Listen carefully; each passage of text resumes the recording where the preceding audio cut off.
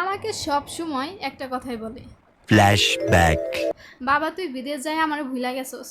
অথচ আমি কাউকে ভুলিই নাই মা, কিন্তু সময় আমাকে ভুলা গেছে। টাকা দিতে না পারলে কেউ আমাকে মনেই রাখে না। এখানে দিন রাত বলতে কিছুই নেই, এখানে একটানা 14 ঘন্টা কাজ করি, ইট রড সিমেন্টের সাথে যুদ্ধ করি প্রতিনিয়ত। বুকে তীব্র ব্যথা নিয়ে ছুটে চলি, কারণ ওই ব্যথার দাম দিয়ে তোমার দেশে ওষুধ কিনি মা। কিন্তু তবু শুনি রহিম বিদেশে গিয়ে আর টাকা পায় মানুষ ভুলা গেছে, এখন আর ফোনও করে না।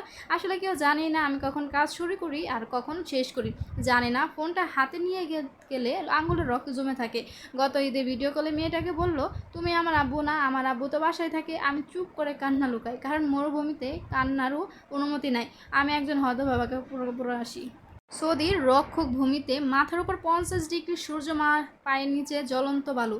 এই দুই পায়ের মাঝে দাঁড়িয়ে আমি নিজের স্বপ্নগুলোকে প্রতিনিয়ত কবর দিই।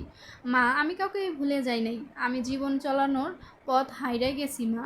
আমার এই কথাগুলো খুবই খারাপ লেগেছিল যখন আমার এই ভাইটা বলছিল। তো উনি সৌদি আরবে থাকে, তো ওনার কথাগুলো আমার কাছে এতই খারাপ লাগছে, তার জন্য আপনার সাথে শেয়ার করলাম।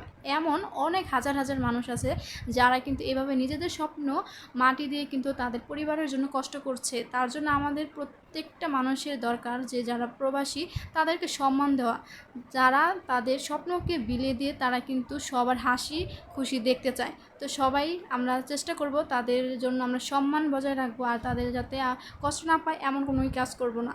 তো এই গল্পগুলো আমার কাছে খুবই খারাপ লাগছে, তার জন্য আপনার সাথে শেয়ার করলাম। আর এরই মাঝে আমরা গাছ থেকে আম পেড়ে তারপর হচ্ছে ভর্তা মাখিয়ে ফেললাম খুবই সহজভাবে। তো আপনারাও ট্রাই করতে পারেন, এইভাবে বিকালে সবাই মিলে খেতে পারেন। সবাই ভালো থাকবেন, আল্লাহ হাফিজ।